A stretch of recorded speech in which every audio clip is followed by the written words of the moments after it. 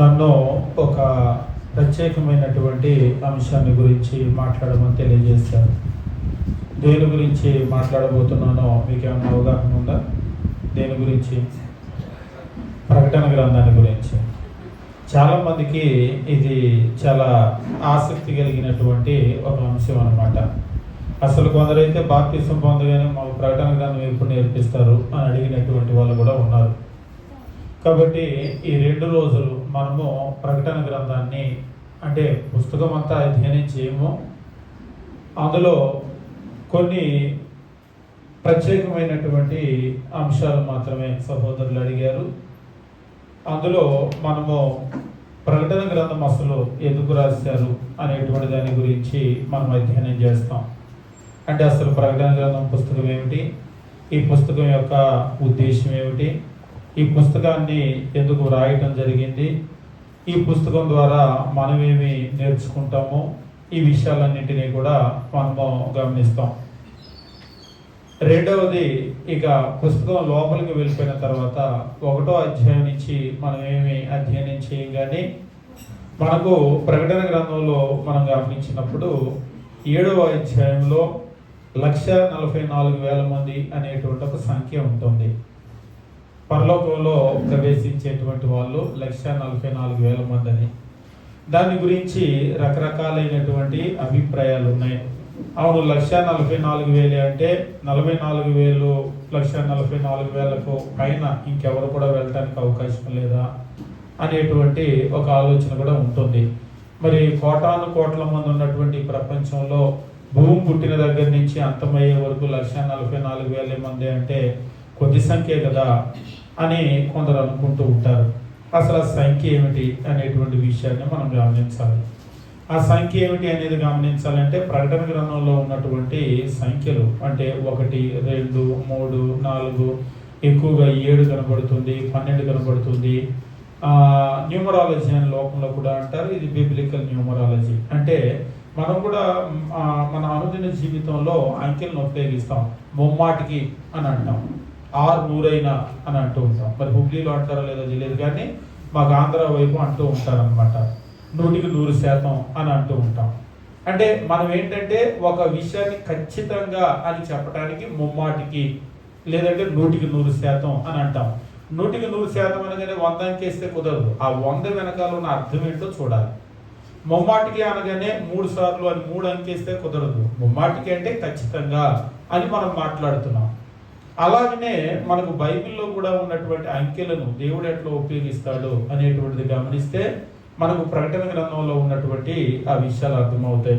ఇక తర్వాత మనము ప్రకటన గ్రంథము 11వ అధ్యాయంలో 2 సాక్షుల గురించి చెప్తూ ఉంటాడు. ఇది కూడా రకరకాలైనటువంటి భిన్నాభిప్రాయాలు ఉంటాయి. ఆ 2 సాక్షులు ఎవరు అనేటువంటిది అదొక విషయాన్ని మనం గమనించిపోతాం. తర్వాత 13వ అధ్యాయము, తర్వాత 15వ అధ్యాయము 18వ వచనంలో ఉన్నటువంటి సందర్భాలు. అంటే ఇక్కడ 666 అనేటువంటి ఒక సంఖ్య ఉంటుంది, 666. ఇది కూడా ఒక వివాదాస్పదమైనటువంటి ఒక టాపిక్ అనమాట. వీటిని గురించి తెలియజేయమని చెప్పేసి అన్నారు.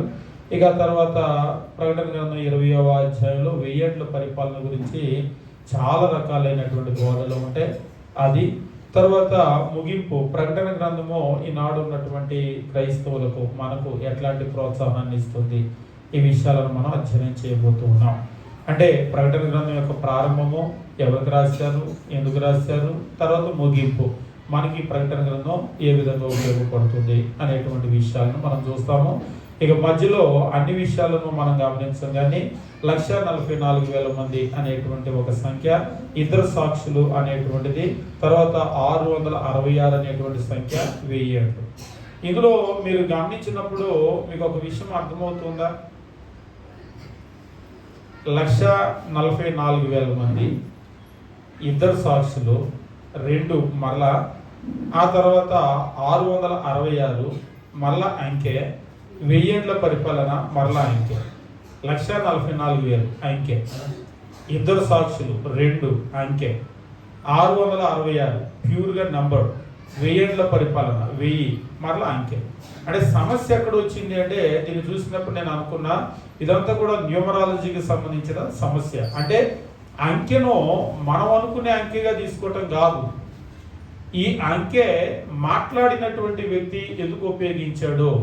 ఉదాహరణకి 100% నేను హుబ్లీ వస్తాను అనగానే నేను మ్యాథ్స్లో నెంబర్ 1, నాకు 100% అంటే నాకు తెలియదు కాదు అని మనం 100 దగ్గరికి వెళ్తే కుదరదు.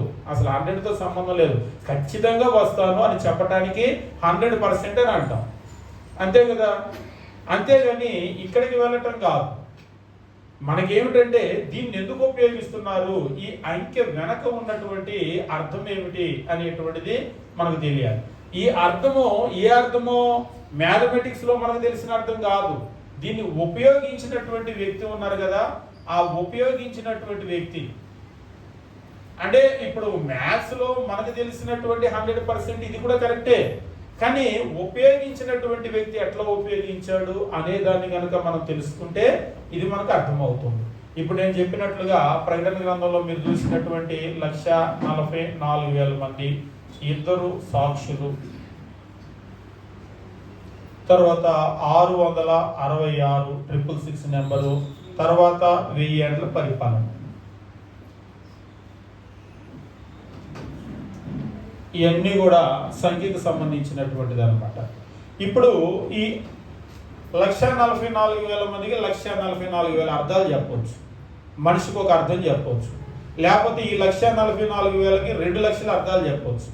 కానీ ఏది కరెక్ట్ అవుతుంది అంటే దీన్ని మాట్లాడినటువంటి దేవుడు ఉన్నాడు కదా, ఇప్పుడు దేవుని యొక్క అర్థం ఏమిటో మనం చూడాలి.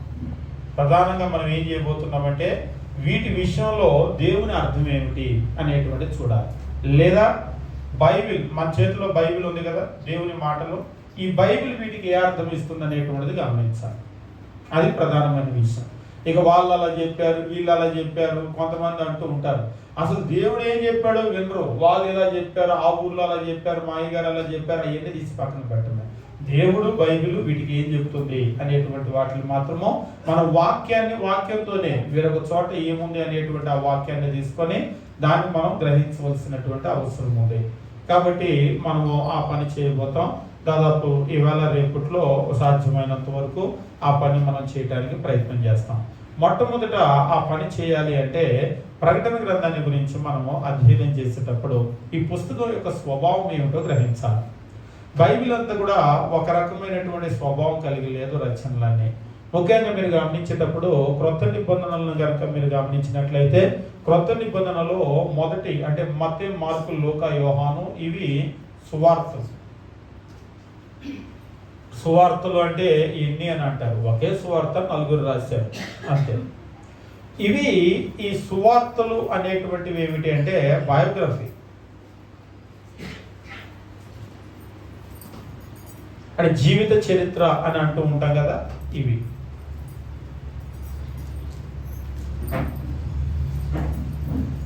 మత్తయి, మార్కు, లూకా, యోహాను. తర్వాత రెండవది అపోస్తల కార్యములు.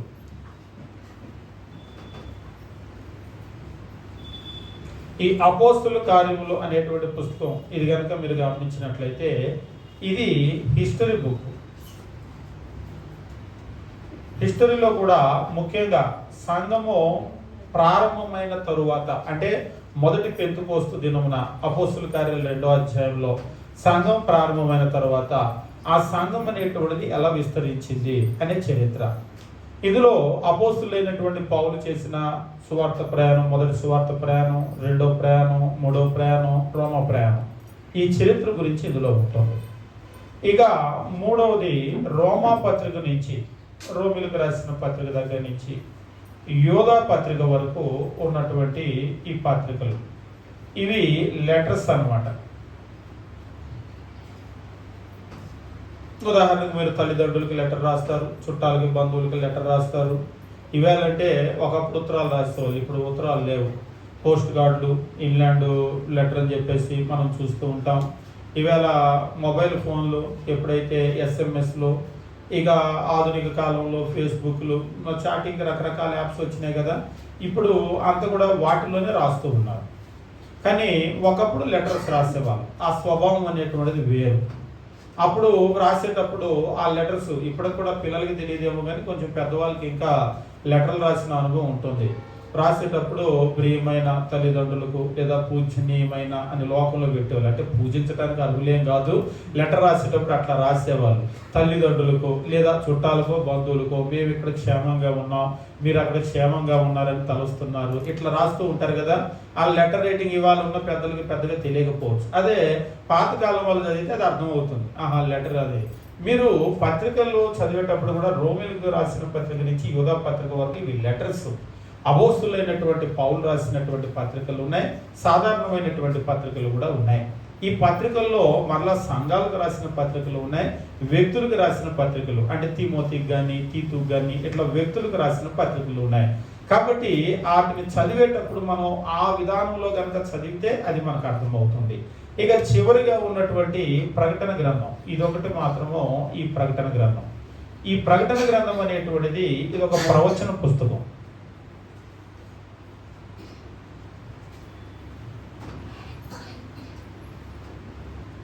ప్రాఫెసీ, భవిష్యత్తులో ఏం జరగబోతుంది అనేటువంటి విషయాన్ని తెలియజేసేటువంటి పుస్తకం అన్నమాట. ఇప్పుడు ఈ క్రొత్త నిబంధనలో ఉన్నటువంటి పుస్తకాల్లో ఈ పుస్తకం రాయబడినటువంటి స్వభావం అనేటువంటిది పూర్తిగా డిఫరెంట్.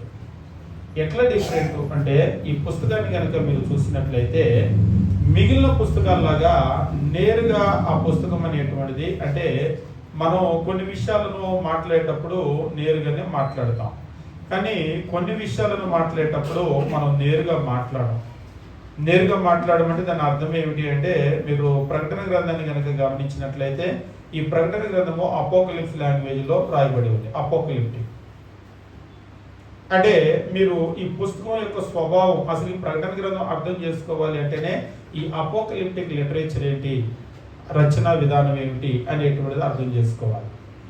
దాని గురించి మనం గమనించబోతాం. అంటే కొన్ని విషయాలను చెప్పేటప్పుడు మాటలు చెప్పరు. ఉదాహరణకి మీరు రోడ్డు మీద వెళ్తున్నారు, రోడ్డు మీద వెళ్తే ట్రాఫిక్ సిగ్నల్ ఉంటుంది, ఎర్ర రంగులో లైట్ వెలిగింది. ఎర్ర రంగులో వెలిగినటువంటి లైటు మీకు ఏం చెప్తుంది? ఏం చెప్పట్లేదు, దానికి నోరు లేదు కాబట్టి, అంతేనా? గ్రీన్ పడింది, వెళ్ళిపోదాం అనుకున్నారు, అలా వచ్చేసరికి రెడ్ పడింది. ఆ పడినటువంటి రెడ్ లైట్ మీకు ఏమైనా చెప్పిందా? ఏం చెప్పలేదా? దానికి నోరు లేదు కాబట్టి అదేం చెప్పలేదా? రెడ్ లైట్ మీకు ఏమైనా చెప్పిందా? చెప్పలేదా? మీ పాటికి మీరు వెళ్ళిపోతున్నారు, వెంటనే ట్రాఫిక్ కానిస్టేబుల్ వచ్చాడు, ఆఫ్ బండి అన్నాడు. ఏంటన్నారు? రెడ్ లైట్ పడింది అన్నారు. చూశాను అన్నారు. మీరు అన్నారు చూశాను. చూసి కూడా ఏంటంటే ఏంటి అన్నారు. చూశాను ఏంటి అని అన్నారు. తీ బండి పక్కది అంటాడు. అవునా కాదా? రెడ్ లైట్ పడితే ఏం చేయాలంటే, ఏం చేయాలి నాకు తెలియదు, నువ్వే నేర్పాను. ఏం చేస్తాడు అప్పుడు? అక్కడ నేర్పుతాడో పోలీస్ స్టేషన్ పద నేర్పుతాను అంటాడు. పద పోలీస్ స్టేషన్కి నేర్పుతాడని అంటాడు. అంటే అక్కడ రెడ్ లైట్ అనేటువంటిది మనల్ని ఆగు అని చెప్తుంది, అంతే కదా. ముందే మనము డ్రైవింగ్ నేర్చుకున్నప్పుడు, లైసెన్స్కి వెళ్ళినప్పుడు ఆ రూల్స్ ఉంటాయి, అక్కడ సింబల్స్ ఉంటాయి, సైన్స్ అని అంటూ ఉంటారు. మీరు రోడ్డు మీద వెళ్ళేటప్పుడు సైన్ బోర్డులు ఉంటాయి. ఒకవేళ స్పీడ్ బ్రేకర్ వస్తుంది అనుకోండి, పక్కన చెప్తూ ఉంటాడు. ఒకవేళ రోడ్డు నేరోగా ఉందనుకోండి, అక్కడ ఒక సింబల్ ఉంటుంది. ఒకవేళ మీరు ఎంత స్పీడ్ వెళ్ళాలో అక్కడ అంకె వేస్తూ ఉంటాడు. ఉదాహరణకి 80 అంటే మీరు 80 స్పీడ్ వెళ్ళవచ్చు అని. ఒకవేళ బ్రిడ్జ్ ఏదన్నా వస్తే అక్కడ ఏం చేస్తాడంటే ఆ బోర్డు పెడతాడు. ఇవన్నీ కూడా సైన్స్ ద్వారా, అంటే సూచనల ద్వారా మనల్ని హెచ్చరిక చేస్తూ ఉంటాడు అనమాట, అంతేనా. ఇప్పుడు రెడ్ లైట్ వెలిగినప్పుడు కూడా ఆగము అని చెప్పేసి అర్థం, గ్రీన్ లైట్ వెలిగితే వెళ్ళిపోమని చెప్పేసి అర్థం, ఆ రెండింటికి మధ్యలో ఆరెంజ్ లైట్ పడుతుంది అలర్ట్ అవ్వమని చెప్పేసి అర్థం, అంతే కదా. అంటే ఇవన్నీ కూడా, అంటే లైట్లు ఇన్ని చెప్తున్నాయి అంటే చెప్తాయి, అవన్నీ కూడా మనకి ఏం చేస్తారంటే నేర్పిస్తారు. దీన్ని ఏమంటారంటే అపోకలిప్టిక్, అంటే సూచనల ద్వారా చెప్పడం. మీకు సువార్తలు కానీ, అపోస్తుల కార్యాలు కానీ, పత్రికలు కానీ, వీటిల్లో అపోకలిప్టిక్ లిటరేచర్ ఉపయోగించలేదు, అంటే సూచనల ద్వారా కాకుండా నేరుగా మాట్లాడారు. కానీ ప్రకటన గ్రంథం దగ్గరికి వచ్చేసరికి కొన్ని సూచనలు ఉన్నాయి. ఇదిగో ఇక్కడ నెంబర్స్ కూడా కావచ్చు. అందుకనే ఇప్పుడు రెడ్ లైట్ అంటే రెడ్కి అర్థం ఏంటి అనేటువంటిది అడగాలి. రెడ్కి అర్థం ఏంటి అని నా బోటోని అడిగితే రెడ్ పడ్డప్పుడు స్పీడ్గా వెళ్ళిపోమని అర్థం అని చెప్పాను అనుకోండి. ఇక మీదట మీరు రోడ్డు మీద వెళ్ళేటప్పుడు రెడ్ పడ్డప్పుడు స్పీడ్గా వెళ్ళిపోతున్నారు. ఏమవుతుంది? అది తప్పు అవుతుందా, ఒప్పు అవుతుందా? ఒప్పు అవుతుంది. ఎందుకంటే మీకు నేర్పిన వాళ్ళు అలా నేర్పారు. రెడ్ పడ్డప్పుడు స్పీడ్గా వెళ్తుంటే పోలీస్ ఆపాడు. ఏంటి రెడ్ పడితే స్పీడ్గా వెళ్తున్నావంటే, అయ్యా నాకు నేర్పిన పాస్టర్ గారు రెడ్ పడ్డప్పుడు స్పీడ్గా వెళ్ళిపోమన్నాడు, అందుకే వెళ్ళిపోతున్నాను అన్నారు అనుకోండి. ఒప్పుకుంటారా? ఒప్పుకోరు. ఎందుకు ఒప్పుకోరు? నాకు నేర్పిన వాళ్ళు అలా నేర్పారు సార్ అంటే ఒప్పుకోరు. నువ్వు ఎక్కడ నేర్చుకోవాలి? ఆ రెడ్ సిగ్నల్ ఎవరైతే ఇచ్చారో వాళ్ళ దగ్గర నేర్చుకోవాలి. ఆ రెడ్కి అర్థం ఏంటో మీకు అర్థమై ఉంటుంది నేను చెప్పిన పాయింట్. ఇక్కడ కూడా ఈ అంకెలకు నాకు మా చర్చిలో ఈ అర్థం చెప్పారు, నాకు తెలిసిన వాళ్ళు అర్థం చెప్పారంటే కుదరదు. వీటిని ఇచ్చినటువంటి దేవుడు ఏ అర్థం చెప్పాడో ఆ అర్థాన్ని మనం నేర్చుకోవాలి. ఈరోజు ప్రధానమైన సమస్య ఏమిటంటే ప్రకటన గ్రంథంతో దేవుడు చెప్పినటువంటి అర్థం నేర్చుకోకుండా, ఇందా నేను చెప్పినట్టుగా ఎంతమంది ఉంటే 1,44,000 మంది ఉంటే 1,44,000 అర్థాలు చెప్తారు. ఆ అర్థం బైబిల్లో ఉందా లేదా అనేటువంటిది ఎవరో చూడరు. వాళ్ళకి తెలిసింది ఏంటంటే 1000 ఏళ్ల పాలన అంటే ఎవరో ఏదో చెప్తారు. 1000 ఏళ్ల పాలన అంటే క్రీస్తు ప్రభు భూమి మీదకి వస్తాడు, యెరూషలేములో సింహాసనం వేసుకొని కూర్చుంటాడు. ఇదంతా బైబిల్లో ఎక్కడ ఉందని చూడరు. ఆ కథ అంతా కూడా నాకు చెప్పిన ఇట్లా చెప్పాడు, నేను నమ్మాను. ఇప్పుడు నేను కూడా చెప్తాను రెడ్ లైట్ పడితే స్పీడ్గా వెళ్ళిపోవాలని. నమ్ముతారా? వెంటనే అసలు బుర్ర ఉందా నీకు? చెప్పినోడికి బుర్ర లేదనుకో, నువ్వు ఎట్లా నమ్మావని వాళ్ళనే కదా అంటారు. కాబట్టి రెడ్ లైట్ ఎవరైతే అక్కడ ఏర్పాటు చేశారో ప్రభుత్వం, దాని వెనకాల ఉన్న అధికారులు, వాళ్ళు ఏ అర్థం ఇచ్చారో ఆ అర్థాన్ని మనం ఫాలో అవ్వాలి. అంతే కదా?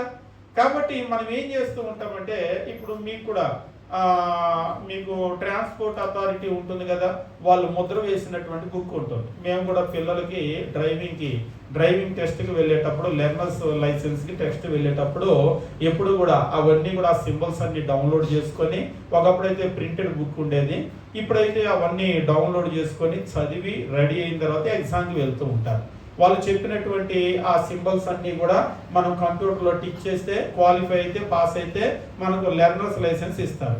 ఒకవేళ మనం అనుకున్నట్టుగా పెట్టామనుకోండి, ఫెయిల్ అయ్యి అక్కడి నుంచి పంపించేస్తారు. నువ్వు రోడ్డు మీద డ్రైవింగ్ చేయడానికి అర్హుడు కాదు, పో అని చెప్పేసి పంపిస్తారు. అలాగనే ఇక్కడ కూడా దేవుడు చెప్పినటువంటి అర్థము ప్రతిదాన్ని కూడా మనం బైబిల్లో నుంచి తీయవలసినటువంటి అవసరం ఉంటుంది. కాబట్టి ప్రకటన గ్రంథాన్ని చదివేటప్పుడు ఇది అపోకలిప్టిక్ లిటరేచర్లో అంటే సూచనల ద్వారా మనకు చెప్పబడినటువంటి పుస్తకము అనేటువంటిది మనం ఎప్పుడు కూడా గుర్తుంచుకోవాలి. అంటే ప్రతి దాని వెనకాల కూడా ఒక అర్థం ఉంటుంది. రెడ్స్ అంటే రెడ్ వెనకాల ఎలాగ ఉంటుందో, గ్రీన్ అంటే గ్రీన్ వెనకాల ఎట్లా ఉంటుందో, అట్లా ప్రతిదాని వెనకాల ఇదిగో ఇక్కడ 1,44,000 అన్నారు, దీని వెనకాల ఒక అర్థం ఉంటుంది. 2 సాక్షులు అన్నారు, దీని వెనకాల ఒక అర్థం ఉంటుంది. 2 అంటే 2 అంటే 2 అని కాదు, దీని వెనకాల ఒక అర్థం ఉంటుంది. 666 దీని వెనకాల ఒక అర్థం ఉంటుంది. 1000 దీని ఒక వెనకాల ఒక అర్థం ఉంటుంది. ఆ అర్థం కూడా ఎవరో అనుకునే అర్థం కాదు, దేవుడు చెప్పినటువంటి ఆయన అర్థం ఏంటి, బైబిల్ మనకు చెప్తూ ఉంటుంది ఆ అర్థం ఏమిటి అనేటువంటిది మనము దాన్ని బయటికి తీయవలసినటువంటి అవసరం ఉంది. కాబట్టి ప్రకటన గ్రంథంలో అవన్నీ కూడా మనం చేయబోతాం. ఇంతవరకు ఎవరికన్నా ఏమైనా ప్రశ్నలు ఉన్నాయా?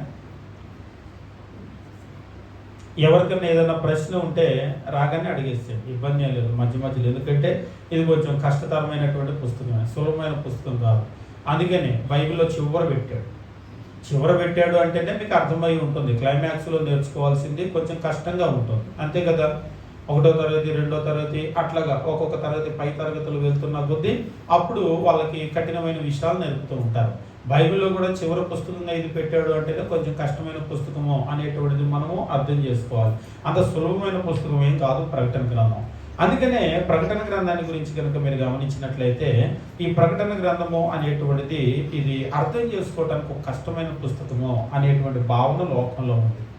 అందుకని చాలా మంది ఏం చేస్తారంటే, ఎప్పుడు కూడా మీరు చదువుకునేటప్పుడు కూడా ఎగ్జామ్స్ కొరకు టెక్స్ట్ బుక్ తీసి చదువుతున్నారు అనుకోండి, ఇదిగో ఇవి చాలా కష్టంగా ఉంటాయని కానీ వాటిని వెనక్కి పెట్టేస్తారు. ముందు తేలిగ్గా ఉండే చదువుకొని పాస్ అయిపోయి గట్టిద్దామని చూస్తారు, అంతే కదా. ఎవరైనా లేదండి నేను అంత ఛాలెంజింగ్గా స్వీకరిస్తా, ముందు కష్టమైనవి పెట్టండి, చదువుకొని నేను పాస్ అయితే పాస్ అవుతా, ఫెయిల్ అయితే ఫెయిల్ అవుతా, అన్ని కష్టమైనవి చదువుతా అంటారు ఎవరైనా?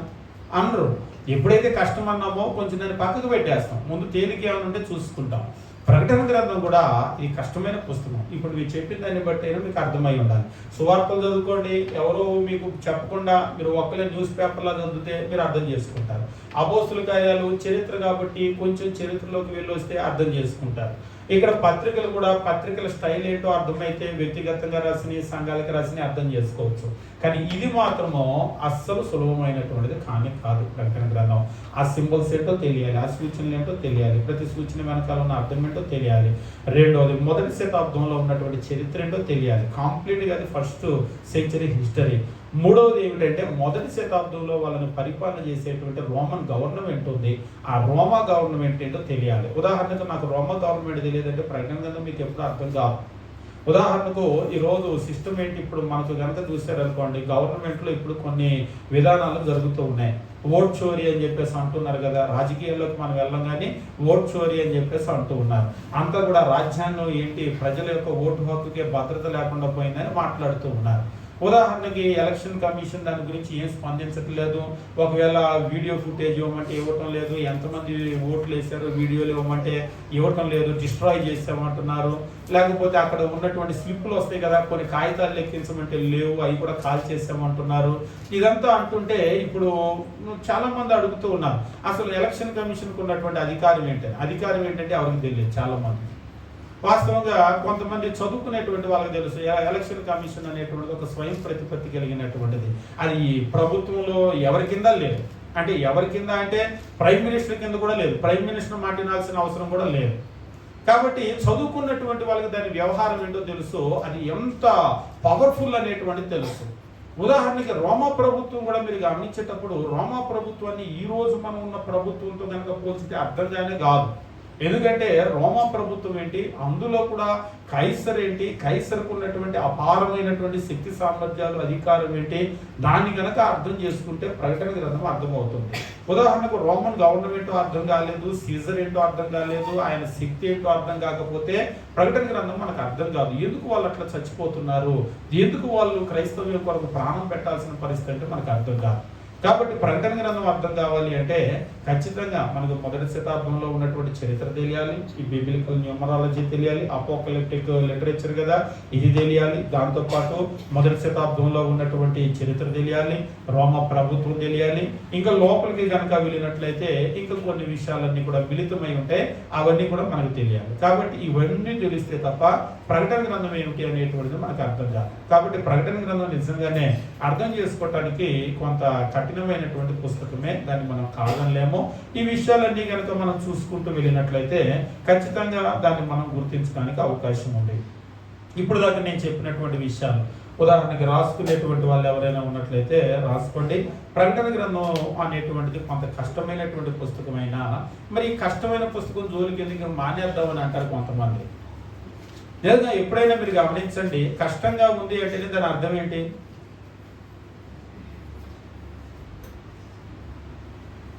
కష్టంగా ఉంటే మరి దాన్ని వదిలేయచ్చుగా, ఇంకెందుకు దాని జోలికి? మీరే అంటున్నారు కదా కష్టం అని, దాన్ని వదిలిపెట్టి మిగిలినట్లు మనం నేర్చుకుందాంలే అని అనుకోవచ్చు కదా.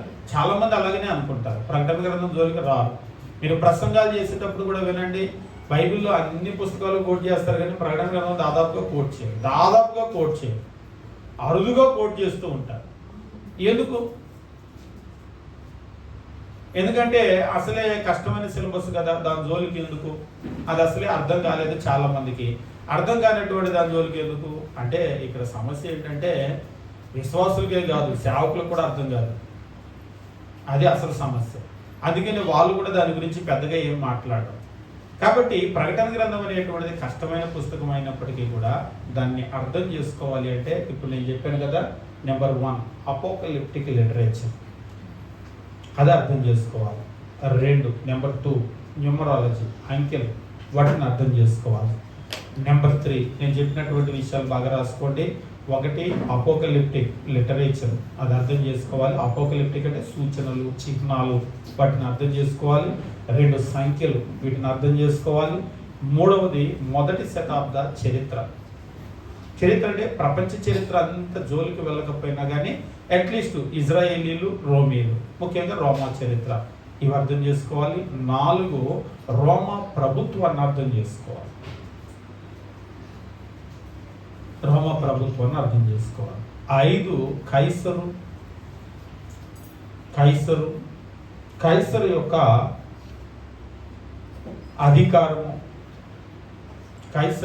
అధికారము, వీటిని అర్థం చేసుకోవాల్సినటువంటి అవసరం ఉంది. ఇవి కనుక అర్థం చేసుకున్నట్లయితే మనకు ప్రకటన గ్రంథం అర్థమవుతుంది. ఇక తర్వాత ఇంత కష్టపడి మనం ఇవన్నీ చదివి చాలా హెవీ సిలబస్ అనిపిస్తూ ఉంది. ఎందుకంటే ఇప్పుడు ఇండియన్ హిస్టరీ చదవమంటే చదువుతాం మనం. కొంతమందికి చరిత్ర అంటేనే పెద్ద బోరు. ఎందుకంటే ఎప్పుడో జరిగిపోయిన విషయాలని ఏంటి ఇప్పుడు వాళ్ళ గురించి వీళ్ళ గురించి చదవమంటున్నారు అని చెప్పేసి చాలా బోరు. కొంతమందికి చాలా ఇంట్రెస్టింగ్గా ఉంటుంది.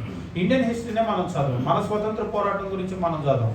మనం స్వతంత్ర పోరాటంలో ఎంతమంది అంటే వాళ్ళ ప్రాణాలు బలిగా అర్పించబడ్డారు, త్యాగం చేశారు అనేటువంటిది మనం చదవం. ఎందుకంటే ఇవాళ మనం బాగున్నాము, స్మార్ట్ ఫోన్లు చేతిలో ఉన్నాయి, ఫేస్బుక్లో, ట్విట్టర్లో, లేకపోతే యూట్యూబ్లో ఏదో చూసుకుంటూ మనం గడిపేస్తున్నాం. వాళ్ళు ఏ జాబ్ చేస్తే మనకెందుకు అనుకుంటాం, అంతేగాని మనం చదవము.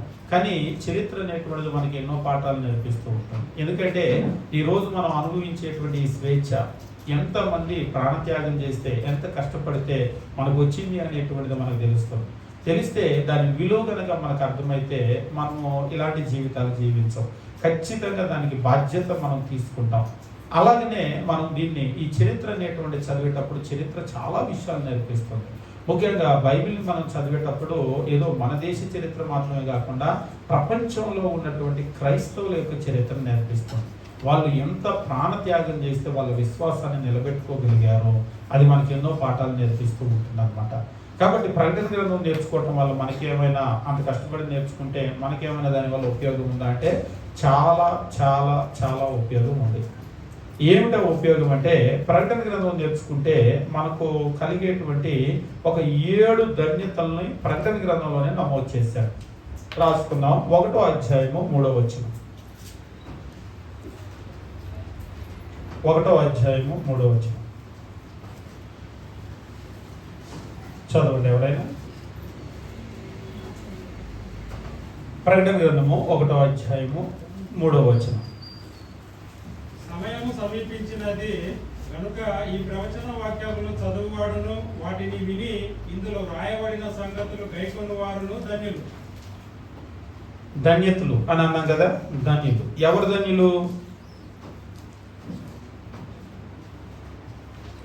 ధన్యులు ఇక్కడ చెప్తున్నాడు. సమయము సమీపించింది గనుక ఈ ప్రవచన వాక్యాలను చదివేవారు ధన్యులు, వాటిని విని ఇందులో వ్రాయబడిన సంగతులను గైకొనేవారు ధన్యులు. చదివేవాడు ధన్యుడు, చదివితే ధన్యత ఉంది. కాబట్టి ఇది వదిలేయాల్సిన పుస్తకం కాదు. ఎందుకు వదలకూడదు అంటే ధన్యత ఉంది. ఏమిటా ధన్యత? ధన్యులు అనేటువంటి మాటకు బ్లెస్డ్ అని చెప్పేసి అంటాడు. బ్లెస్డ్ అనేటువంటి మాటకు ఆనందభరితులు అని చెప్పేసి అర్థం. అంటే దేవుడు వాళ్ళను సంతోష భరితులుగా చేస్తూ ఉన్నాడు, దీవెనిస్తూ ఉన్నాడు.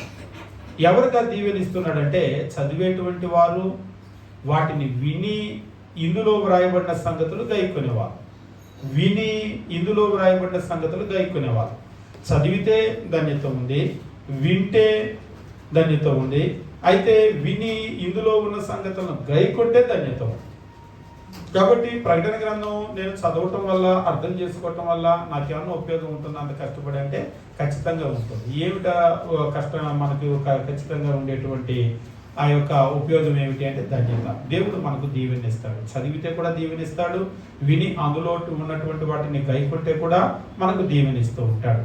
తర్వాత 14వ అధ్యాయము 3వ వచనం చాలా చాలా చాలా ఫేమస్ వచనం. ఎక్కువగా సమాధుల్లో చూస్తారు ఈ వచనం. సమాధుల్లో, మా ఆంధ్రాలో అయితే సమాధుల్లో బండల మీద ఉంటుంది ఈ వచనం. అర్థమైందా ఏ వచనం అని?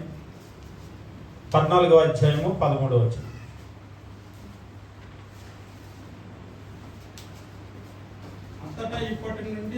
ఇప్పటి నుండి ప్రభువునందు మృతి నొందిన మృతులు వింటిని. నిజమే.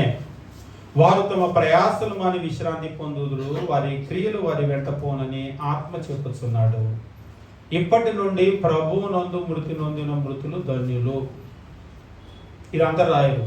ప్రభువునందు మృతి నొందిన మృతులు ధన్యులు అని బండ మీద కొట్టేస్తారు. ఇక్కడ హుబ్లీలో ఏం కొట్టిస్తారో తెలియదు, బండ్ల మీద ఏ వచనాలు కొట్టిస్తారో. ఇదొక వచనము. ఇంకో ఫేమస్ వచనం ఉంది, మంచి పోరాటం పోరాడితేనే. 2 తిమోతి పత్రికలో అపోస్తులైన పౌలు చెప్పినటువంటి మాట వాళ్ళు వీళ్ళకి రాసుకుంటారనమాట. ఈ చచ్చిన వాళ్ళకి మంచి పోరాటం పోరాడితేనే. అదొకటి. ప్రభువునందు మృతి నొందిన మృతులు ధన్యులు. వాళ్ళు ప్రభువునందు మృతి నొందారా, ప్రభువుకు బయట మృతి నొందారా, అవన్నీ ఏం చూడరు. బండ ఉంది కదా అని కొట్టించేస్తారు వాక్యం. ప్రార్థనకి రానోళ్ళు కూడా ఈ వాక్యం కొట్టిస్తారు. ప్రభువునందు ఉండాలనే లేదు, ప్రభువునందు లేకపోయినా కానీ. అయితే ఇక్కడ మీరు గమనించినప్పుడు ప్రభువునందు మృతి నొందిన మృతులు ధన్యులని వ్రాయి అని చెప్పేసి అంటున్నాడు. ఎందుకు? ప్రభువునందు మృతి నొందిన మృతులు ధన్యులు. మరలా ఇక్కడ మనం ధన్యత అనేటువంటి ఒక మాటను చూస్తాం. ఎవరికి ధన్యత అంటే ప్రభువునందు మృతి నొందితే. ప్రకటన గ్రంథంలో మీరు చూసేటప్పుడు చాలా మంది తమ ప్రాణాలను త్యాగం చేస్తూ ఉంటారు. ఎందుకు ప్రాణాలు ఇచ్చేస్తూ ఉన్నారు? ఎందుకు ప్రాణాలు ఇచ్చేస్తూ ఉన్నారు?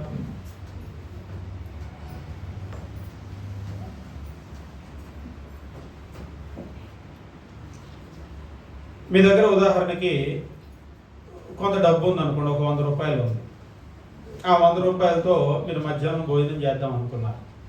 కానీ ఆ 100 రూపాయలు కనుక ఇస్తే సాయంత్రం 5 గంటలకల్లా మీకు 10 రెట్లు 1000 రూపాయలు ఇస్తారు అని చెప్పేసి 100 రూపాయలు ఇచ్చి పేరు రాయించుకోండి అని చెప్పేసి అన్నారు.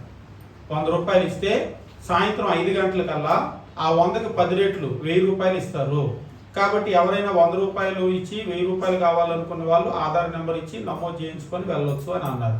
ఇప్పుడు మీ 100 మీరు ఎక్కడ పెడతారు? లేదు లేదు, నాకు ఆకలి అవుతుంది, నేను ఖచ్చితంగా భోజనం చేయాల్సిందే, నా 1000 రాకపోయినా పర్లేదు అని మీ 100 రూపాయలు మీరు కడుపుకు తినేస్తారా? ఆ 100 రూపాయలు ఇచ్చి సాయంత్రానికి 1000 రూపాయలు తీసుకుంటారు?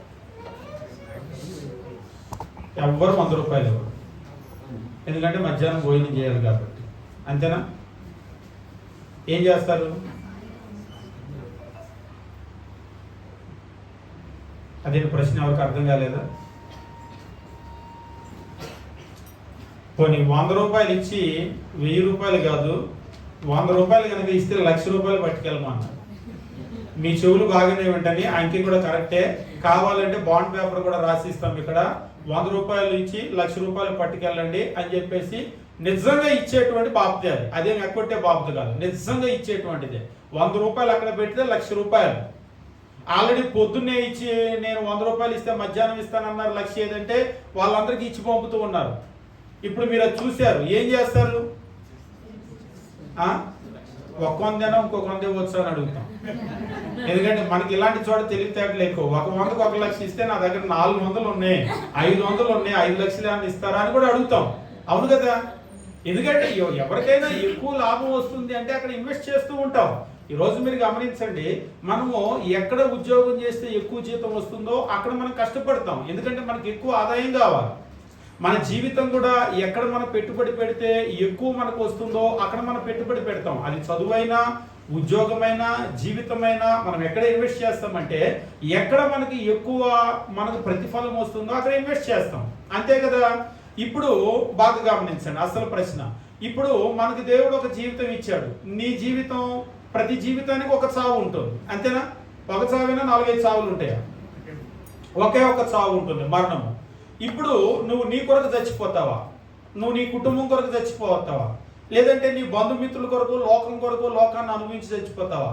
లేదంటే దేవుడు అడుగుతున్నాడు నా కొరకు చచ్చిపోతావా? నా కొరకు కనుక చచ్చిపోతే నేను నీకు ఇంత ప్రతిఫలం ఇస్తాను అని ఆయన ఒక అసాధారణమైనటువంటి బహుమానాన్ని మన ముందు పెట్టాడు. ఇప్పుడు మనకు ఒకే జీవితం ఉంది. ఆ జీవితం ఒక మరణం ఉంటుంది. నా కొరకు చచ్చిపోవటం, నా కుటుంబం కొరకు చచ్చిపోవటం, లేదా లోకాన్ని అనుభవించి చచ్చిపోవటం, లేదా ఈ ప్రాణాన్ని దేవునికి ఇచ్చేయటం. చావంటే అంతే కదా ప్రాణము. ఈ ప్రాణాన్ని దేవునికి ఇచ్చేయటం, దేవుని కొరకు చచ్చిపోవటం. ఏం చేస్తారు ఇప్పుడు? ఆ బహుమానాన్ని చూసినటువంటి వాళ్ళు, అర్థం చేసుకున్న వాళ్ళు ఏం చేస్తున్నారంటే, ఎవరన్నా 100 రూపాయలకి 1,00,000 రూపాయలు ఇదంతా మాయలాగా ఉంది, నేను వెళ్ళిపోయి తింటాను అంటాడు. నమ్మని వాడు ఎవడన్నా ఉంటాడు. దేవుడు ఇస్తానంటే కూడా నమ్మని వాళ్ళు ఉన్నారు ఈ లోకంలో. వద్దులే, నా కొరకు నేను బతుకుతాను, లోకం కొరకు బ్రతుకుతాను అనేటువంటి వాళ్ళు ఉన్నారు. దీన్ని అర్థం చేసుకున్న వాళ్ళు ఎవరైతే ఉన్నారో వాళ్ళ ప్రాణాన్ని ప్రాణంగా పెట్టేస్తారు. చాలా మంది చనిపోయారు. మీరు కనుక చూసినట్లయితే ఎందుకు చనిపోయారు అంటే వాళ్ళ ప్రాణము దేవునికి ఇస్తే వాళ్ళకి కలిగేటువంటి ఆ బహుమానాన్ని వాళ్ళు చూసి వాళ్ళు చనిపోయారు. ఊరికినే పెట్టలేదు వాళ్ళు. ఈరోజు దేవుని కొరకు కూడా కష్టపడే వాళ్ళు ఊరికినే కష్టపడటం లేదు. వాళ్ళు ఎందుకు కష్టపడుతున్నారు అంటే వాళ్ళకి కలిగింది ఏదైనా సరే దేవుని కొరకు గనక ఇచ్చినట్లయితే, క్రీస్తు ప్రభు ఒక మాట చెప్తాడు, గిన్నెడు చన్నీళ్లు గనక ఇచ్చినట్లయితే వారు తమ ప్రతిఫలం పోగొట్టుకోరు. ఎవరైనా దేవుని కొరకు గిన్నెడు చన్నీళ్ళు ఇస్తే అంటే దేవుని కొరకు మీరు ఏదైతే ఇస్తారో దానికి తగినటువంటి బహుమానాన్ని దేవుడు మీకు ఇస్తాడు. కాబట్టి అన్నిటికంటే ఈ ప్రపంచంలో విలువైంది ఏమిటి అంటే ప్రాణము. ఒక మనుషుడు తన ప్రాణములకు ప్రతిగా ఏమి ఇవ్వగలడు అంటాడు. కాబట్టి నేను దేవుని కొరకు పెట్టుబడి రూపాయలు పెట్టడమో, నా సమయాన్ని పెట్టడమో, ఇంకొకటి పెట్టడమో కాదు, నాకున్నటువంటి విలువైన నా ప్రాణాన్ని పెడతాను అని చెప్పేసి వాళ్ళు ముందుకు వచ్చారు. కాబట్టి వాళ్ళు ఎందుకు చనిపోతున్నారో అర్థం కావాలి అంటే మీకు ఆ ప్రకటన గ్రంథం అర్థం కావాలి. అక్కడ చెప్తూ ఉంటాడు, ఇప్పటి నుండి, అక్కడ ఒక మాట చెప్తున్నాడు చూడండి, 14వ అధ్యాయం 13వ వచనం, ఇప్పటి నుండి ప్రభువునందు మృతులు ధన్యులని వ్రాయమని పరలోకం నుండి ఒక స్వరం చెప్పగా వీటిని వ్రాయమని. వ్రాయి అంటే దాని అర్థం ఏంటి? కావాలంటే రాసిస్తా అంటారు. కావాలంటే రాసిస్తా అంటే నోటి మాటకి వ్రాయడానికి తేడా ఉంటుందంటే ఉంటుంది. నోటి మాట మారుతూ ఉంటుంది. అదే రాసిచ్చింది అయితే మారదు. దేవుడు ఏమంటున్నాడంటే వ్రాయ అని చెప్పేసి అంటున్నాడు. ఇప్పటి నుండి ప్రభువునందు మృతులు ధన్యులు వ్రాయమని చెప్పేస్తాను. కాబట్టి ఆ దీవెని ఎవరైతే చూశారో వాళ్ళ ప్రాణాలను వాళ్ళు ఏం చేశారంటే వాళ్ళు పణంగా పెట్టారు. ఏమిటి అంటే చెప్తున్నాడు, వారు తమ ప్రయాసలు అని విశ్రాంతి పొందుదురు, వారి క్రియలు వారి వెంట పోవునని ఆత్మ చెప్పుచున్నారు. వాళ్ళు చేసినటువంటి క్రియలు ఏవైతే ఉంటాయో ఆ క్రియలు ఏవి కూడా ఊరికినే పోవు. ఆ క్రియలన్నీ వారి వెంట వెళ్తాయి. ఈ ప్రపంచంలో మనిషి చచ్చిపోయినప్పుడు తనతో పట్టుకెళ్ళగలిగింది ఏదైనా ఉందంటే, మీ కళ్ళకున్న కళ్ళజోడు, ముక్కుకున్న ముక్కు పొడుకో, చెవుకున్న బంగారమో, మెడకున్న బంగారమో, చేతులకున్న బంగారమో, బీరువాలో ఉన్న బట్టలో, బ్యాంకులో ఉన్న డబ్బులో, ఇది ఏది మనతో రాదు. ప్రపంచంలో దిగంబరులుగా వచ్చాము, దిగంబరులుగా వెళ్ళిపోతాం. ఇది ఏది మనతో రాదు. కానీ మనతో రాగలిగింది ఒకటి ఉంది. అదేమిటి అంటే మన క్రియలు. మంచి కావచ్చు, చెడు కావచ్చు. మంచి క్రియలైనా మన క్రియలు మనతో వస్తాయి, చెడ్డ క్రియలైనా మన క్రియలు మనతో వస్తాయి. కాబట్టి మన క్రియలు ఏవైతే ఉన్నాయో ఆ క్రియలు మనతో వస్తాయి. వారి క్రియలు వారి వెంట పోవును. అందుకనే పరిశుద్ధులు కనుక మీరు చూసినట్లయితే సత్క్రియలు చేశారు. ఈ క్రియలన్నీ వాళ్ళతో వచ్చేస్తాయి కదా. మంచి క్రియలు చేశారనుకోండి, ఈ మంచి క్రియలన్నీ వాళ్ళతో వచ్చేస్తాయి.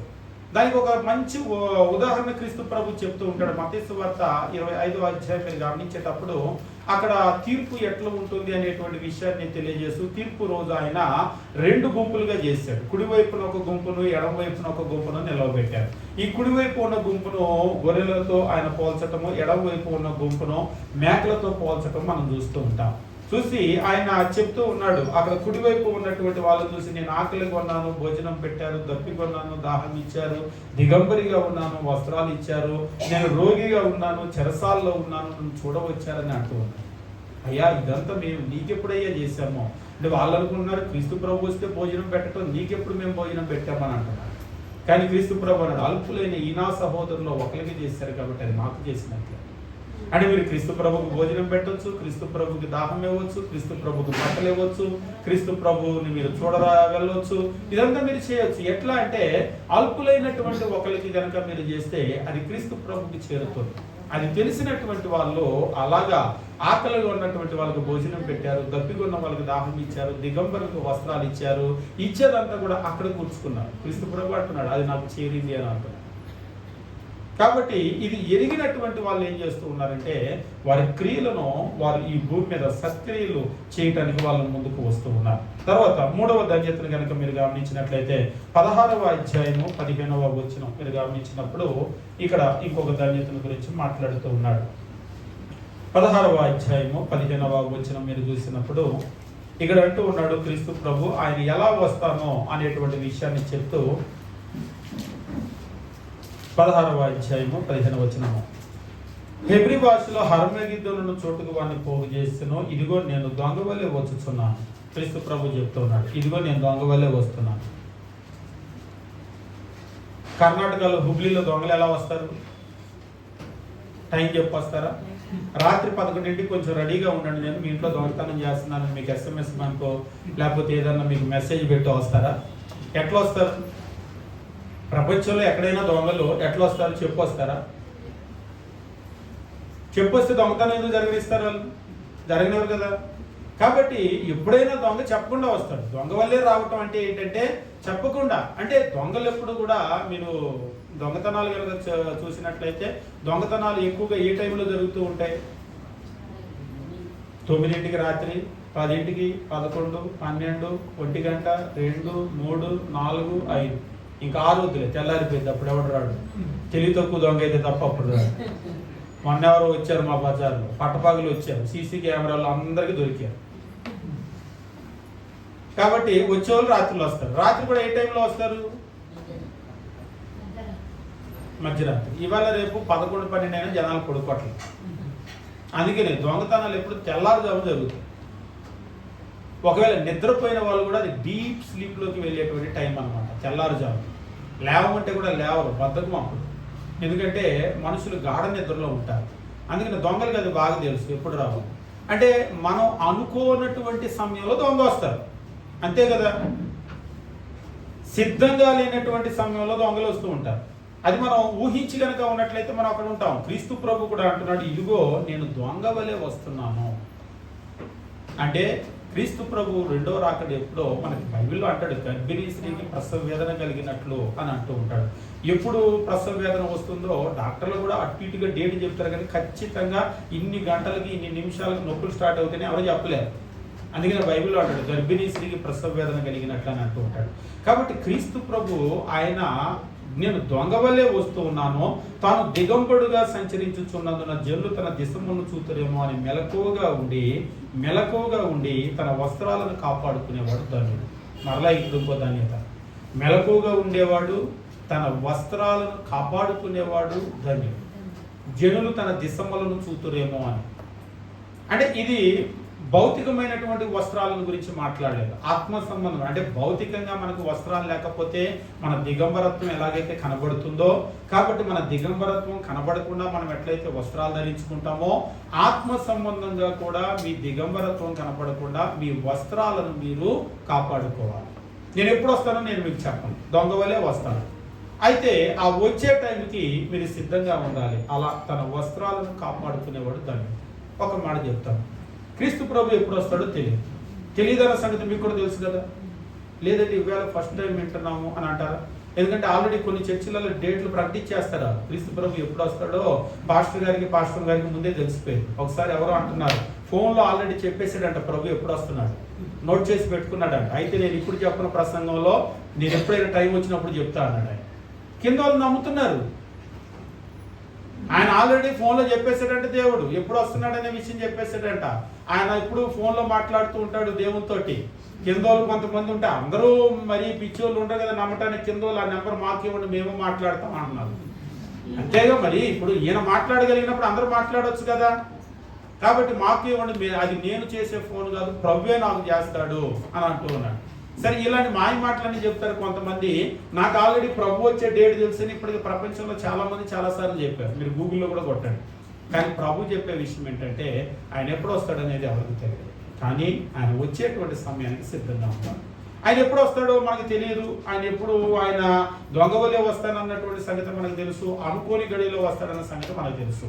కానీ ఒక్కసారి ఆలోచన చేయండి, మీరు టీవీ దగ్గర కూర్చున్నారు, ఏ రోజు సాయంత్రం పూట ప్రశాంతంగా మీరు స్కూల్కో కాలేజీకో పనికో ఉద్యోగానికో ఏదో ఇల్లు వచ్చారు, అలసిపోయారు, స్నానం చేశారు, ప్రశాంతంగా టీవీ దగ్గర కూర్చొని రోజు పెట్టుకునే సీరియల్ పెట్టుకొని చక్కగా చూస్తూ ఉన్నారు. చూస్తూ ఆ సీరియల్లో నిమగ్నం అయిపోయినప్పుడు అప్పుడు హఠాత్తుగా ప్రభు వచ్చాడు అనుకోండి, ఏం చేస్తారు?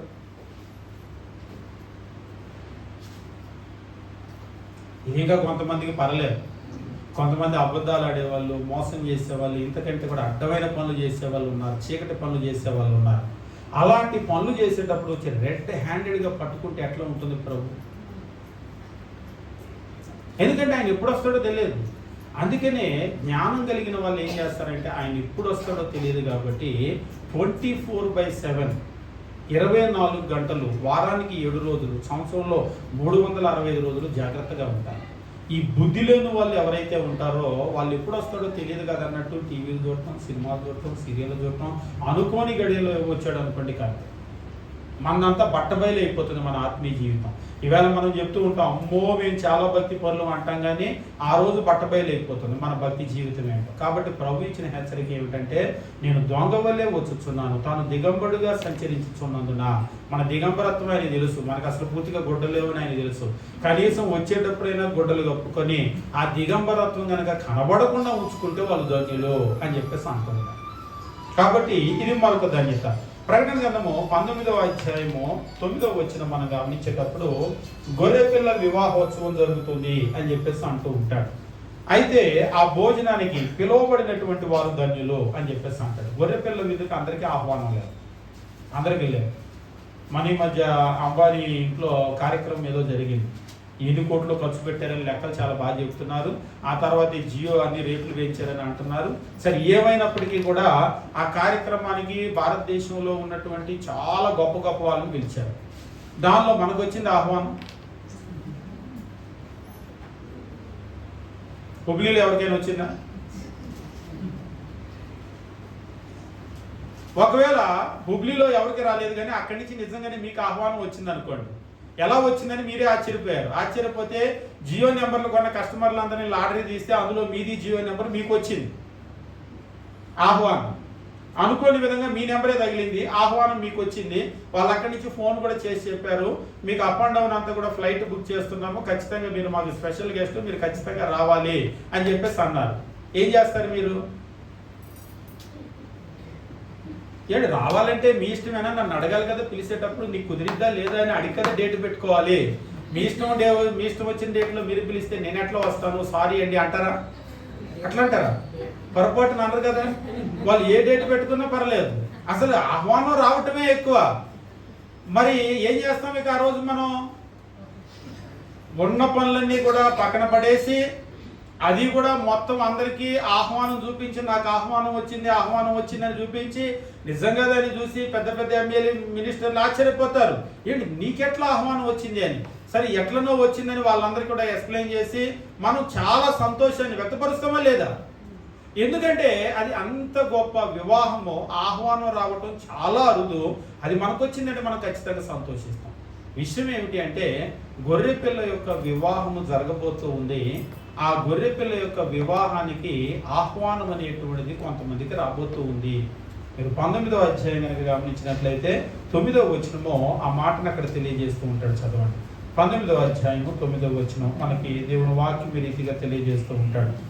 9వ వచనం మనం గమనించేటప్పుడు, మరియు అతడు నాతో ఇలాగ చెప్పెను, గొర్రెపిల్ల పెండ్లి విందుకు పిలువబడిన వారు ధన్యులని వ్రాయి.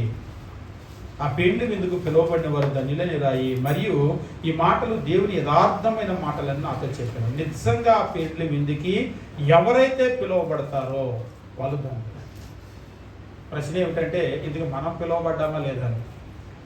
ఈ పెళ్లికి, అమ్మాయి కుమారుడి పెళ్లికి మనకు ఆహ్వానం వస్తుందో రాదో తెలియదు, కానీ ఎందుకంటే ఖచ్చితంగా బీదవాళ్ళు ఎవరికి అక్కడ ఆహ్వానాలు లేవు. కానీ దేవుని కుమారుని యొక్క పెళ్లి విందుకి ఆహ్వానాన్ని పొందటం మన చేతిలో, మన బైబిల్ చదివేటప్పుడు మనం దాన్ని గమనిస్తూ ఉంటాం. ఎవరైతే రక్షణ పొందుతూ ఉన్నారో వారందరూ కూడా అక్కడ పిలువబడుతూ ఉన్నారు. అయితే ప్రశ్న ఏమిటి అంటే, ఆ ఆహ్వానాన్ని మనం పొందుతున్నామా లేదా అనేటువంటి ఆ ధన్యతను గురించి ఇక్కడ మాట్లాడుతూ ఉంటాడు. ఇక తర్వాత 20వ అధ్యాయము 6వ వచనము, మొదటి పునరుత్థానంలో పాలు పొందిన వారు ధన్యులు అని అంటాడు. మొదటి పునరుత్థానం అనే ప్రశ్న, అసలు ఎన్ని పునరుత్థానాలు ఉన్నాయి? మనిషికి 2 చావులు ఉన్నాయి. ఒకటి ఆత్మీయమైన చావు ఒకటి ఉంది, భౌతికమైన చావు ఒకటి ఉంది. అట్లాంటప్పుడు 2 పునరుత్థానాలు ఖచ్చితంగా ఉంటాయి. ఒకటి ఆత్మీయమైన పునరుత్థానము, పాపంలో నుంచి చనిపోయిన మనిషి బాప్తిసం పొందేటప్పుడు తిరిగి క్రొత్తగా లేపబడటము, క్రొత్త జీవితము. మనుషులందరూ క్రీస్తు ప్రభు 2వ రాకడలో లేపబడినట్లు భౌతికంగా మనం తిరిగి లేపబడటము 2 పునరుత్థానాలు. ఇందులో ఈ మొదటి పునరుత్థానం అంటే పాపంలో మరణించిన మనం బాప్తిసం ద్వారా మళ్ళా క్రొత్తగా జన్మిస్తాం కదా, తిరిగి లేస్తాం కదా, ఆ మొదటి పునరుత్థానం పొందినటువంటి వాళ్ళు ధన్యులు అని చెప్పేసి అంటున్నారు. కాబట్టి ఈ ధన్యత కూడా, అది కూడా మన చేతిలోనే ఉంది. 22వ అధ్యాయము 7వ వచనము మనం గమనించేటప్పుడు, ప్రకటన గ్రంథము 22వ అధ్యాయము 7వ వచనము, మరి ఇక్కడ ఇంకొక ధన్యత ఉంటుంది. ఇదిగో నేను త్వరగా వచ్చుతున్నాను అని చెప్పేసి అంటూ ఉంటాడు. నేను త్వరగా వచ్చుచున్నాను. ఈ గ్రంథంలోని ప్రవచన వాక్యాలను గైకొనేటువంటి వాడు ధన్యుడు. ప్రారంభంలో అయితేనేమో చదివేటువంటి వాడు అని కూడా అన్నాడు, విని గైకొనేవాడు అన్నాడు, ఇప్పుడు అంటున్నాడు గైకొనేటువంటి వాడు ధన్యుడు. అసలు గైకొనాలంటే ముందు అర్థం అవ్వాలి కదా, అర్థం కాని దేన్ని మనం గైకొనలేం కదా. కాబట్టి ఇక్కడ గైకొనేవాడు ధన్యుడు అంటే ఖచ్చితంగా దీన్ని అర్థం చేసుకోవాల్సినటువంటి అవసరం ఉంది. ఇక చివరిగా మీరు గమనించినప్పుడు 22వ అధ్యాయము 14వ వచనం మనం గమనించేటప్పుడు ఇక్కడ తెలియజేస్తూ ఉంటాడు. 22వ అధ్యాయము 14వ వచనము, జీవవృక్షానికి హక్కు గలవారై గుమ్మముల గుండా ఆ పట్టణంలోనికి ప్రవేశించినట్లు తమ వస్త్రాలను ఉదుక్కునేవాడు ధన్యుడు. వస్త్రాలను ఉదుక్కునేవాడు ధన్యుడు అంటే ఆ మాలిన్యం అంతా కూడా భౌతికంగా మనకి ఎట్లాగైతే మురికి పడితే ఉతికేసుకుంటామో అలాగనే ఆత్మ సంబంధమైన ఈ వస్త్రాల గురించి మాట్లాడుతున్నాడు. వాటిని ఉతుక్కునేటువంటి వాడు ధన్యుడు.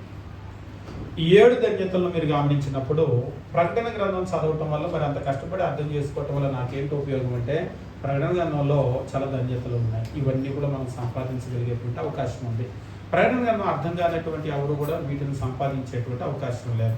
ముఖ్యంగా ఈ ప్రాణాన్ని పెట్టడం అనేటువంటిది ఉంది కదా, ఈ ప్రాణం ఎందుకు వాళ్ళు పెట్టగలిగారు అంటే ఆ ధన్యత అనేటువంటిది వాళ్ళకి అర్థమైంది కాబట్టి వాళ్ళు పెట్టగలిగారు.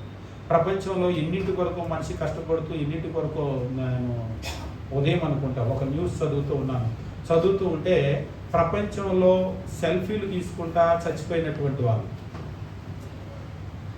అర్థమైంది కదా. ఇవాళ రేపు సెల్ఫీలు అంటే పిచ్చి క్రేజ్ వచ్చింది. మనుషులు సెల్ఫీలు తీసుకుంటా పెద్ద ఎత్తైన టవర్ ఎక్కారంటే అక్కడి నుంచి సెల్ఫీ తీసుకుంటారు. రైలు వస్తూ ఉంటే వచ్చే రైలు ముందు ఫోటో తీసుకుంటున్నారు. సెల్ఫీలు తీసుకుంటా చచ్చిపోయినటువంటి వాళ్ళలో ర్యాంక్ 1 ఎవరితో తెలుసా? ప్రపంచంలో ఏ దేశాల వాళ్ళు సెల్ఫీలు తీసుకుంటే ఎక్కువ మంది చచ్చిపోతున్నారు? పొద్దున్నే న్యూస్లో ఇచ్చారు. ఇండియా కానీ లేదు కదా అంటారేమో, ర్యాంక్ 1 ఇండియానే ఉంది. సెల్ఫీలు తీసుకుంటా చచ్చిపోయే వాళ్ళలో ఇండియా ర్యాంక్ 1లో ఉన్నారు. అంటే ఎంత పిచ్చో చూడండి. అరే అంత ఎత్తులోకి ఎక్కామో జారిపడితే ఏమైందో కాకుండా ముందు ఫోన్ తీసి ఒక ఫోటో తీస్తూ ఉంటారు.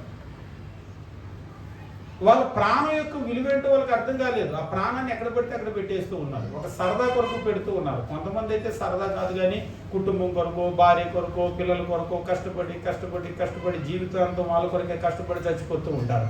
అలా మన ప్రాణాన్ని వేటి కొరకు పెడుతూ ఉంటాం. దేశం కొరకు పెట్టే వాళ్ళు ఉన్నారు, అలాగే రకరకాల దాని కొరకు పెట్టే వాళ్ళు ఉన్నారు. కానీ ప్రభు కొరకు పెడితే వచ్చేటువంటి ప్రయోజనాన్ని ఇక్కడ మనకు తెలియజేస్తూ ఉంటారు.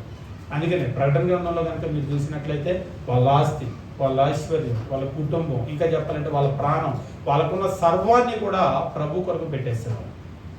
ఎట్లా వాళ్ళు పెట్టగలిగారు అనేటువంటిది ప్రకటన గ్రంథం చదివితే మనకు అర్థమవుతుంది. అది మనకు ఒక ఇన్స్పిరేషన్ అనమాట. మనం కూడా ఆ రీతిగా తయారవుతారు. కాబట్టి ప్రకటన గ్రంథం మరి అంత కష్టపడి నేను నేర్చుకోవటం వల్ల నాకు ప్రయోజనం ఉంటుందా అంటే ఖచ్చితంగా మనకు ప్రయోజనం ఉంటుంది. కాబట్టి ప్రకటన గ్రంథం అనేటువంటిది మనము ఏంటి అనేది చూసాము. అది సువార్త పుస్తకాల్లాగా, చరిత్ర పుస్తకంలాగా, లెటర్స్ లాగా కాదు. అపోకలిప్టిక్ లిటరేచర్ అది. అంటే సూచన ద్వారా చెప్పబడినటువంటి పుస్తకము. అందులో సూచనల ద్వారా చాలా విషయాలను చెప్పాడు. కాబట్టి దీన్ని అర్థం చేసుకోవాలంటే ఆ సూచన వెనకాల ఉన్న అర్థం ఏంటో మనం చూడాలి. కొన్ని చోట్లేమో నెంబర్స్ ద్వారా తెలియజేశాడు. ఇంకా లోపల కనుక మీరు వెళ్ళినట్లయితే అనేక రకాలైనటువంటి సూచనల ద్వారా దేవదూతలు రావటం అయితేనేమి, రకరకాలైనటువంటి బూరలు ఊదటం అయితేనేమి, అవన్నీ కూడా మనకు వరుసగా ఉంటూ ఉంటాయి అన్నమాట. వాటిని చూసినప్పుడు ఆ సూచన వెనకాల ఉన్న అర్థం ఏంటో మనం దాన్ని గ్రహించవలసినటువంటి అవసరం ఉంటుంది. అయితే దీన్ని మనం గ్రహించడం అంత తేలికైన విషయమే కాదు, మనం కూడా ఒప్పుకుంటాం, కష్టమైన విషయమే.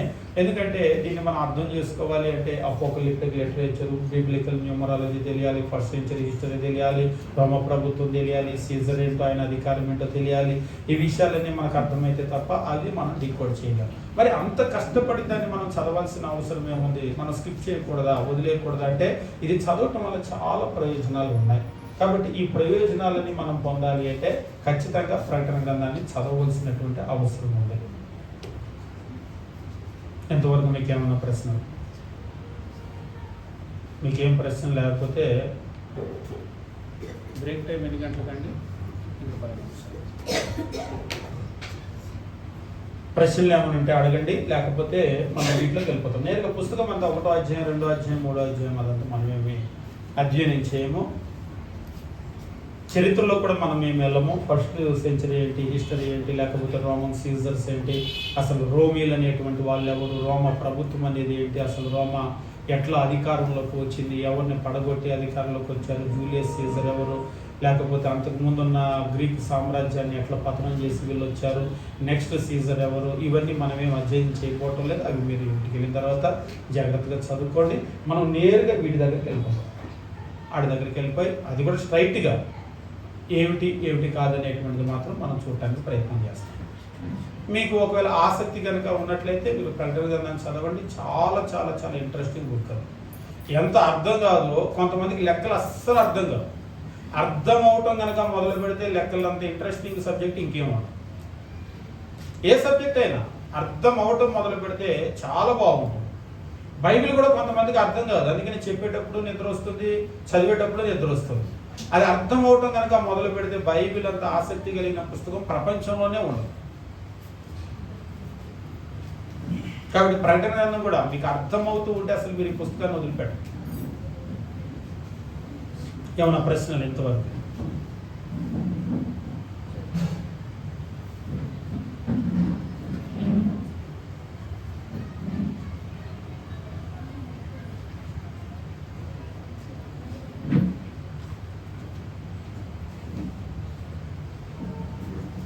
ఇక చివరి పాయింట్ ఏమిటి అంటే, ప్రకటన గ్రంథం అనేటువంటిది బైబిల్ యొక్క క్లైమాక్స్. క్లైమాక్స్ అంటే మీకు బాగా అర్థమవుతుందని చెప్పారు. ఇదేంటి కొత్త పదం తెచ్చారు మా హోప్లీకి, మాకు ఎవరికి తెలియదు క్లైమాక్స్ అంటారు. అందరికీ తెలుసుగా క్లైమాక్స్ అంటే. అస్సలు తెలియదు. ఎవ్వరు సినిమాలు చూసేవాళ్ళు లేరు ఇక్కడ. సినిమా చూసేటప్పుడు సినిమా అంతా చూసి చివరి 10 నిమిషాలు ఉంటారు కానీ వెళ్ళిపోయే వాళ్ళు ఎవరైనా ఉంటారా? ఉండరా? అవసరమైతే ప్రారంభంలో చూడకపోయినా పర్లేదు కానీ చివరిలో చూడాలి. అంతేనా కాదు? చివరిలో చూడకపోతే అంత సస్పెన్స్, అసలు ఏం జరుగుతుంది అంతే కదా.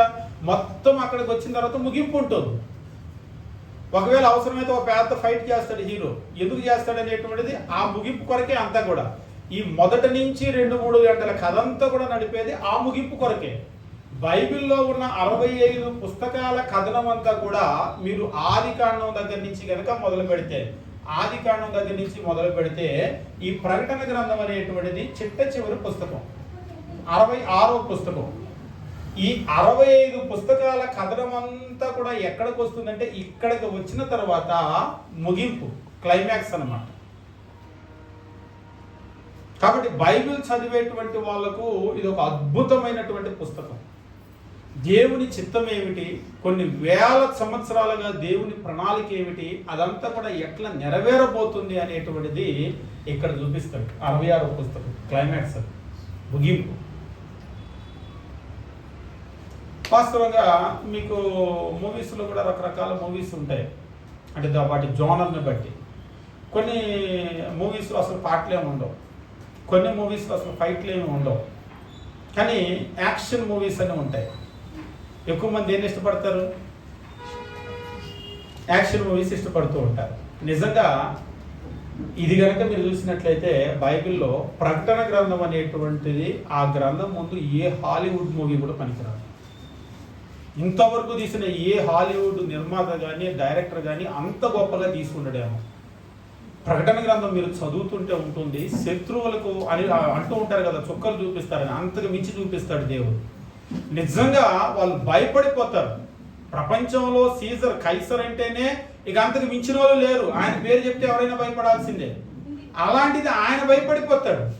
మీకు సేమ్ సన్నివేశం నిర్గమకాండంలో కనబడుతుంది. ప్రపంచం అంతా ఐగుప్తు ఫారోను చూసి భయపడితే ఫారో మోషేకి దండం పెట్టి, నాయన మీరు ఇక్కడి నుంచి ఇజ్రాయేల్ బయలుదేరి వెళ్ళిపోండి, నా దేశంలో నుంచి ఉన్న ఫలంగా మీరు వెళ్ళిపోండి అని చెప్పి వాళ్ళని పంపించేస్తాడు. అయితే ఆ తర్వాత అదే ఫారో వెళ్ళి ఎర్ర సముద్రంలో మునిగిపోవటం మనం చూస్తూ ఉంటాం. నిజంగా అది చరిత్రలో ఒక గొప్ప ఆవిష్కరణ. నిజంగా ఏంటి, ప్రపంచంలో ఫారో మునిగిపోయాడా, ఫారో సైన్యం అంతా చచ్చిపోయారా, ఎవడండి ఆ మొనగాడు అని అడిగితే యెహోవా అని ఒక దేవుడు ఉన్నాడు, ఇజ్రాయేల్ దేవుడు, ఆయన చేశాడు ఆ గొప్ప కార్యం. ఇక అంతే, అప్పటి నుంచి ఆయనకి భయపడటము వణకటము మొదలైంది ప్రపంచం. మీరు ప్రకటన గ్రంథం కనుక చదివినట్లయితే ప్రకటన గ్రంథంలో అంతగా మించి ఉంటాం. మీరు ప్రకటన గ్రంథం చదివేటప్పుడు 7 ముద్రలు ఉంటాయి. ఆ 7 ముద్రలను కూడా విప్పుతారు. 7 బోర్లు ఉంటాయి. ఆ బోర్లు ఊదుతూ ఉంటారు. బోర అనగానే మీకు ఒక అనౌన్స్మెంట్ అనమాట, నోటీస్, అంతే కదా. బోర్లు ఊదుతూ ఉంటారు. ఇవాళ బెల్ అని అంటారేమో, అట్లాగా స్కూల్లో బెల్ కొట్టడము, వర్కింగ్ ప్లేస్లో బెల్ కొట్టడం ఉంటుంది కదా, అట్లా ఆ బోరలు ఊదుతుంటారు. అంటే ప్రాచీన కాలంలో యుద్ధానికి కూడా బోరలు ఊదేవారు. దేన్నైనా సరే ఒక విషయాన్ని తెలియజేయాలంటే బోరలు ఊదేవారు. ఆ తర్వాత ఉగ్రత పాత్రలు ఉంటాయి. ఆ ఉగ్రత 7 ఉగ్రత పాత్రలని కుమ్మరిస్తూ ఉంటారు. ఎంత వినాశనం జరుగుతుందంటే భూమి మీద అదంతా కూడా కళ్ళకు కట్టినట్టుగా చూపిస్తూ ఉంటాడు ప్రకటన గ్రంథం. ఇక అది జరిగిన తర్వాత మిగలటానికి ఏమి లేదు. దాని ముందు ప్రపంచంలో ఉన్నటువంటి కైసరైనా, రోమా ప్రభుత్వమైనా, ఎవరైనా సరే చతికిలబడాల్సింది. అంటే దేవుడు తన ప్రజల తరపున ఎట్లా జోక్యం చేసుకుంటున్నాడు, తన ప్రజల తరపున నేరుగా ఆయన ఎలాగ కార్యాలు చేస్తున్నాడు అనేటువంటిది ప్రకటన గ్రంథంలో కనబడుతూ ఉంటుంది. కాబట్టి ప్రకటన గ్రంథం అనేటువంటిది ఒక అద్భుతమైన పుస్తకం, చాలా ఇంపార్టెంట్ పుస్తకం. ఎందుకంటే బైబిల్ అంతటికీ కూడా 65 పుస్తకాలకి కూడా ఇది ముగింపు. మన భాషలో చెప్పాలంటే క్లైమాక్స్. ఈ ఒక్కటి కనుక చదవకపోతే బైబిల్ మిగిలింది ఏమీ అర్థం కాదు.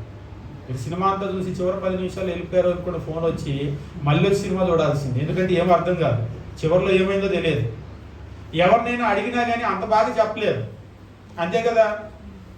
ఇప్పుడు బైబిల్ కూడా మీరు చదివేటప్పుడు నిజంగా ప్రకటన గ్రంథం అందులో రాసినట్లుగా ఎవరు కూడా చెప్పలేరు.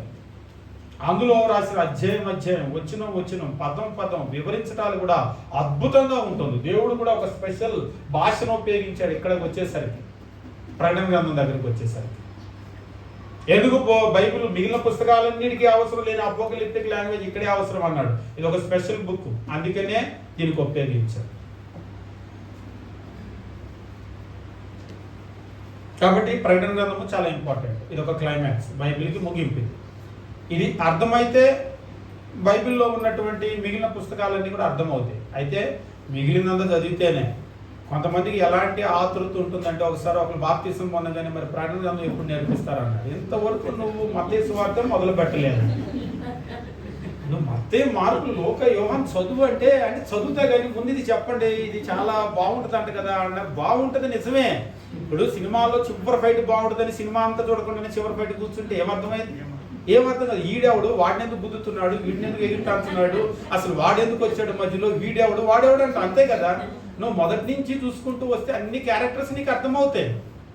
అలాగనే బైబిల్లో నువ్వు మొదటి నుంచి నువ్వు చదువుతూ కనుక వెళ్ళినట్లయితే ఈ ప్రపంచ దేశాలన్నీ కూడా ఏంటి, రోమా ప్రభుత్వం ఏంటి, కైసర్లు ఏంటి, వాళ్ళు జరుగుతున్నటువంటి యుద్ధాలు ఏమిటి, ఇవన్నీ నీకు అర్థమవుతాయి. అదంతా లేకుండా నేను నేరుగా వచ్చి ఇక్కడ కూర్చుంటాను అంటే మనకేం అర్థం కాదు.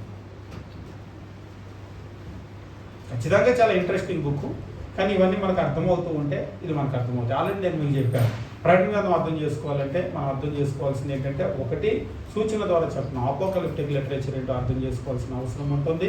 తర్వాత బిబ్లికల్ న్యూమరాలజీ, సంఖ్యలు ఏంటో అర్థం చేసుకోవాల్సిన అవసరం ఉంటుంది. ఫస్ట్ సెంచరీ చరిత్ర ఏంటో అర్థం చేసుకోవాల్సిన అవసరం ఉంటుంది. రోమన్ సీజర్, కైసర్ యొక్క అధికారము, శక్తి సామర్థ్యాలు అవి ఏంటనేటువంటిది అర్థం చేసుకోవాల్సినటువంటి అవసరం ఉంటుంది. అంతేకాకుండా ఈ మొదటి శతాబ్దంలో ఇజ్రాయేలీలు, యూదులు లేదా క్రైస్తవులు వీళ్ళ పరిస్థితులు ఏంటనేటువంటిది అర్థం చేసుకోవాల్సినటువంటి అవసరం ఉంటుంది. ఈ విషయాలన్నీ కూడా మనకు అర్థమైతే ప్రకటన గ్రంథం చాలా అద్భుతమైనటువంటి పుస్తకంగా అనుకుంటుంది. ఎందుకంటే ఇది పుస్తకాలన్నిటికీ కూడా ముగింపు. ఈ పుస్తకం కనుక చదవకపోతే మనకు అసలు బైబిల్లో దేవుని చిత్తానికి ముగింపు ఏంటో అర్థం కాదు.